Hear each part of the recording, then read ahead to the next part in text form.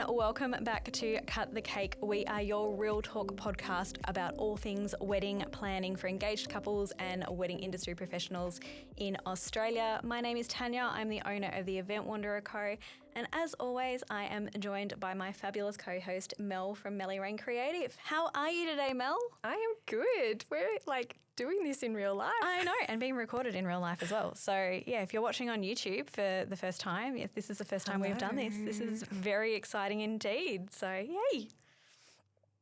So we are going to pretty much just dive straight into today's episode, which is question and answer episode from some of our fabulous viewers. We haven't done one for a while. No, we haven't. I don't think we've done one for 12 months or so. So this is going to be pretty exciting. It's been when we've had quite a few questions come through, hence why we're doing this. Exactly. And obviously there's been a lot that's been happening in the wedding landscape in the last 12 months. So we are going to dive straight into the very first question. So are you ready for this one? I'm ready. Fantastic. So the first question is, what are some unique styling elements that either of you have seen this wedding season? All right. I had to think about this one a little bit because I've seen some recently and I can see some coming that I wanted to touch on. I know you would have seen some, 100% in the world of stationery. From a styling perspective, florals, they're always changing and yes, each season there's always a hot thing that's happening. This season I'm seeing a lot of hedges, which I don't know if you have seen, but no, I've got a couple of couples that are doing like boxed hedges, whether it's in the ceremony aisle or part of the ceremony backdrop. I've got one particular couple, which I dare say once people see this or hear it, they're going to probably do it too because it's a really good idea. Actually, I've got two couples that are doing this now that I think about it. They're hedges in pots, but then they're using that as a reserved seating chart. So instead of the traditional hanging sign or something that's in a stand or something, it's on a table, a nice looking table with more flowers and draping and all those types of things. And then they've got a little printout of table 1 and all the names and table 2 and all the names. So it sort of looks like an arrangement, like a garden arrangement with hedges, which I think looks really cool and unique. But the other thing I see a lot of, which I love, is more around personalised touches. And that could be anything. And the first thing that I thought of when I saw this question was I had a couple in June just gone, and you'll appreciate this because from the stationery side of things, they really wanted their dogs to be involved in the day. Love this. And the particular venue, they couldn't have the dogs physically there for the duration of everything. I think they came for some photos and then left. But we basically personalised their cocktail menu to include their dog names in some way. And not everyone would have picked up on that, but they knew, I think it was Rusty's Corner or something like that. So everything was customised and personalised around their dogs and they knew about it. And I think that is such a really unique way to add a touch of styling that is subtle, but really unique and really personalised to them. So they're probably the most unique things. I know you've got one that you want to talk on and I'm going to touch on after you mention it. So sticking with the floral side of things and hedges, one thing that I'm seeing more of, and I'm actually doing this with a couple who I've got their wedding coming up in a couple of weeks, and their florals are a combination of real florals, which are absolutely stunning, and Lego florals as well. So I know they have a bit of a big job ahead of them because they've got all these centerpieces to actually make themselves, but they are Lego nerds, so they're very, very happy to do that. And I can say Lego nerd because I am one myself. So no judgment there because I totally understand where they're coming from. But yeah, the idea that they're going to be having this beautiful homage to something that they love and adore on every single table, I just absolutely love. And also it goes into a massive guest book that they're doing. So every guest that they've got gets to kind of make their own little mini figurine based on themselves to put into the guest book. But yeah, just something unique, something everlasting. But yeah, it's going to look beautiful with the actual real florals that it's going hand in hand with. So yeah. I may have already mentioned this story, but because it's such a good story. I had a couple, I think it was it could have been the year before now. It feels like yesterday, but it was a couple that I was working with in Melbourne. Yep. They got married at Welcome to Thornbury. Yes. And again, they were obsessed with Lego. Yep. They were into like board games, and they just knew exactly how they wanted their wedding to pan out. And from a styling perspective, like they loved escape rooms. Ooh. And we created like a personalized escape room. Like they found someone in LA to like design their escape room, and we just had to put it all together on the day. Yep. But even from the styling perspective, again, they put all these Lego pieces together for their floral. So it was that combination of real flowers and Lego florals. And it was very unique, and not everyone's cup of tea, but it was so them. And it was so cool. Honestly, maybe I shouldn't say this, but it was honestly the funnest wedding that I've ever been to. And I think that's probably the key thing here as well is like styling can be whatever you envisage it to be. It is like if you want to do Lego flowers, if you want to do an escape room, there's nothing wrong with that because that day, and we harp back to this constantly, your day is about you as a couple, and it's the unique things that make you as a couple. Yeah. So yeah, if that's escape rooms and Lego flowers, then I'm all for it. So I love that. You do you, boo. That's exactly. What we probably say that way too much and probably show our age when we say that, but you do you, boo. All right, next question. All right, I'm going to read this one. You read it. I've booked all of my vendors and I feel like they have gone quiet on me. My wedding is about 6 months away and I feel like I should be talking to them more. Is this normal? 100% this is normal. And particularly, we have opinions. We have opinions on this.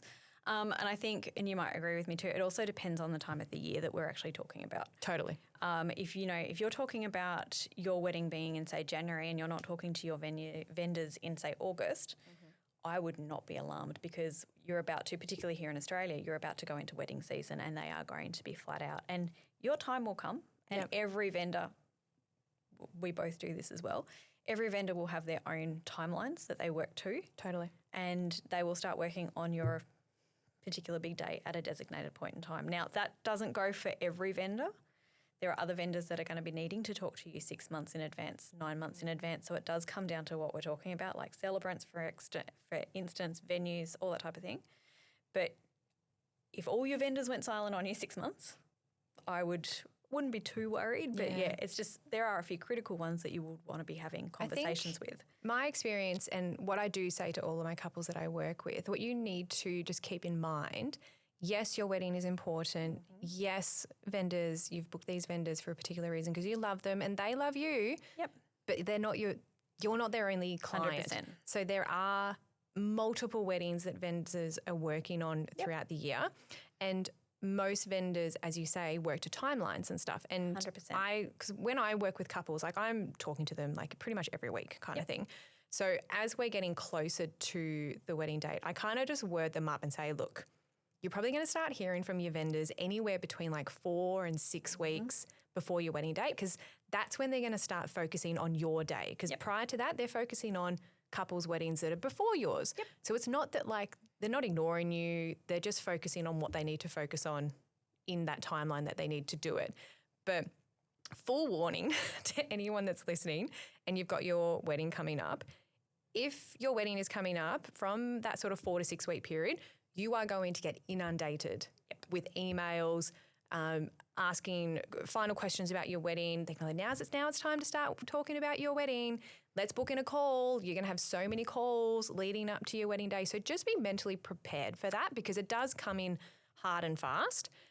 When I work with couples, I will try and do as many of those meetings as I can to take a lot of that comms off their plate. But if you don't have a planner or a coordinator involved, you are going to be doing lots of emails and lots of calls leading up to your date. So hot tip, anything you can get done prior to that, like your seating chart and your admin and whatever, you're booking your appointments and stuff. Get it done. Do all that a couple of months beforehand because you are actually going to be so busy leading up to your wedding day, more than probably what you think. Oh, 100%. And I think the biggest thing, and we have spoken about this at length in other episodes going back to when we first started this podcast, if you have taken our advice and you've gone with the bespoke email for your wedding that we speak about, it is particularly in those 4 to 6 weeks leading up, even 6 weeks out, make certain you are constantly checking that email address. Don't just let it fester in the background because if that's the email address that you have given to your vendors to communicate to, that's the one where you are going to start to see emails from. And if you've got into the habit of, 6 months out, not really regularly checking it and only checking it once a week, you need to kind of change your whole approach to it, because otherwise, if you're not communicating back with your vendors, they're going to be the ones who are actually going to be hounding you a heck of a lot more, because their timelines are shortening quite quickly. Yep. The further you get down the track and the closer you get to your big day. So it is something to be really, really mindful of. If you've got an extra email address in there, you need to be checking it regularly. Totally. Yep. Good one. Good question. All right. So moving on to the next question, which this one actually is from me personally, because I wanted to know the answer to this. You're not the only one asking this question. I wanted to know the answer for this because I have seen them everywhere and they look absolutely delicious. And it also plays into the title of this podcast. But what are those giant cakes with all the raspberries on top that we are seeing in social media absolutely everywhere? Like, they are huge but look delicious. Mm-hmm. And they're very popular. Yes. You're going to see, we've seen a few of them last season, and that's probably why they're coming in so hot and fast for this season. And I'm sure I've said this in another podcast, but pretty much like 80% of the couples that I'm working with this season want a cake like this because they've seen it overseas. And they're phenomenal. Now, I'm going to try and say it, but I'm probably going to butcher. I'm going to say it. It's like mille-feuille or mille-feuille or something like that. With the French accent. I'm not French, so it's not working very well. But anyway, it's to describe it, if you have no idea what we're talking about, it is basically a flat cake that's pastry. Ooh, so it's layered pastry. Yep. And full disclosure, those raspberries don't actually, that's not part of the custom or traditional how it's meant to be. So it's meant to be just a pastry with, I think, icing sugar on top. Oh. But someone, probably some celebrity, put raspberries on top and now everyone wants it. So that's what it is. There's options with it. Like, some people have live makings of them, which people quite like because it's an experience. It's something to watch on your wedding day and stuff like that. Not everyone does it. They're very time consuming to make. And depending on the size you get as well. Like, there was one wedding we had and it was, I know people can't see this table, but it was probably like 1 metre wide. Yep. And it was huge. And that took her forever to make, like a few hours, because she made it all on site. So my hot tip is, if you are getting one, like they are, it comes with a price tag. Of course, if you're getting it, like anything. Yeah, if you're getting it made, particularly live. But if you're going to get one, like anything between like 500 and 600 mil wide, that is big enough to be an impact, but also like transportable. So you can have it made off-site, bring it on site, and then still have that. Out of curiosity, would you know, given the size you've just suggested, 500 to 600 mils, how many people that would feed? Oh God, no! I'm not a cake maker. That might be a question for your cake maker. Exactly. But yeah, probably if you're having a wedding with 200 people, you might want a much bigger one. I think, like, top of my head, I would probably say comfortably maybe 80 people. Yeah, that's all right. Yeah, because it's only a dessert portion. Like, it's only a cake portion, not a dessert portion. Yeah, and smaller. like, because it's a pastry as well. Like, it's very different. It's quite finicky to like cut and serve, and like they look good. And I'm sure they're delicious. I've never actually had one. I'm sure they are. Well, they are. Can confirm. But yeah, they're just really popular this season. The other thing that's really popular is tiramisu cakes. So like that, and in my personal opinion, I'm all for that. As a coffee lover, tiramisu all the way. 100%. So much easier to serve. If you have like a cake, scoop it out, put it in some cute little coupe cups, serve it out that way. Done. So much easier. Happy days. All right. I like the sound of that. Now I want cake. All right, one more question. One more question. I might actually ask this one because I feel like this is going to be more up your alley. Okay. Every wedding planner I look at provides different levels of planning, and I don't understand the difference. How do I decide what level of service is right for me? Full planning versus partial. Do you want to shed some light on that? It is a great question, and I could ramble for a little bit. But, okay, first thing first. Every planner will provide their services in a different way. Of course they will. So there's no, I guess, cookie cut way to do full planning or no cookie cut way to do partial planning. I guess I can only really, talk to how I do it. Yep. But I think for anyone who's inquiring with any type of wedding planner, you really need to have a chat with them and talk through face-to-face on a call what their services are, what it includes, ask for info guides, price guides, stuff like that. But I guess in a nutshell, full planning is, as the name sounds, it is full planning. Like you come in from the get-go. Well, I come in from the get-go if I work with clients. We sit down, go through your budget from the get-go. I'm finding your venue. I'm helping you source all your vendors. We're managing that budget throughout the whole process. We're putting a styling concept together. We're locking everything in. We're going to the venue. We're planning timelines. We're doing like every single detail. We're doing websites and guest lists and stationery, just like everything. So basically from the point you get engaged, I'm involved. And then I'm there on the day bringing it all together based on what we've planned and designed. And then I leave at the end of the night so you can enjoy the rest of the day. Thing. Yep.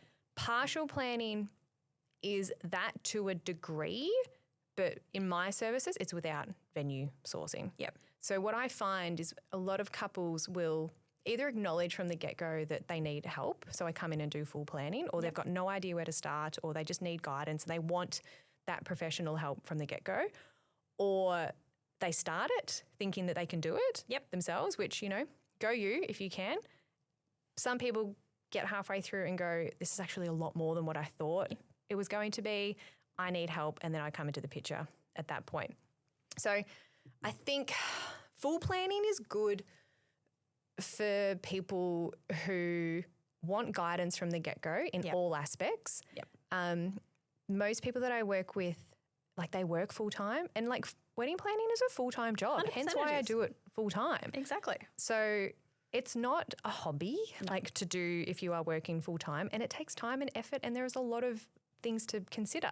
So if you're someone who works full-time, would like guidance, then full planning is the way to go. If you're someone who works in events or is quite organised or feels like you can cope with some of the aspects of wedding planning, then partial planning is probably better for you. But with that said, like I said, every wedding planner is so different in how they do it. You really just need to have a conversation with them and figure out what they include in each of the service, and then make a decision as to whether that's what you're looking for. And if it's not, then talk to another planner and see what they include and if it's more in line with what you want. 100%. Yeah. 100%. There's so many options, and I think probably one thing not to discount is the value that a wedding planner, whether or not it be through full planning or through partial planning, can actually like elevate. Because I think probably the one thing that most people do forget is that come your actual big day, you can't be in two places at once. No, that's why I have a team. Exactly. So you do need to, like, if you're the bride or the groom or any of that, and you are thinking that you can be at the venue setting it up and still getting your hair and makeup done, obviously it's not going to actually happen like that. And you also want to enjoy your day for what it's worth and know that everything is being taken care of, being set up and delivered the way that you envisage without the stress of you trying to do it. Or your family trying to do it as well. So never discount the actual value that a wedding planner does actually bring to your big day. I find that most couples have two regrets from their wedding day. Their first regret is they didn't hire a videographer. Always, and we talk about that all the time. And the second regret is that they didn't hire a wedding planner. Wow. And it's really, I guess, tricky to educate or I guess show the value of what a wedding planner does until the wedding day 100%. is there. And then once you get to the wedding day, if you haven't got someone, it's too late. Like you need to think about that prior. Exactly. So it's a personal choice whether you have a wedding planner involved or not. But if you're someone who is overwhelmed with the process, then at least have a conversation with a wedding planner to see if that's something that you want to engage in. And I think that's a great idea because a conversation at the end of the day isn't going to cost you anything. No, exactly. And pretty much every wedding planner I know, including myself, we do complimentary calls to have that conversation. Exactly. So if that is one tip to end on, that is probably a good one, is that if you've got the ability to do a complimentary discovery call with a wedding planner just to see whether or not it is something you want to entertain, definitely give it a go. All right. So that is it for this episode. We have no more questions to answer, which is great. So in that case, we will see you in our next episode. But in the meantime, don't forget to like and subscribe. And if you want to get in contact with us and drop us any questions, you can always do that via Instagram at Cut the Cake Podcast. Until next time, we'll see you then. Bye.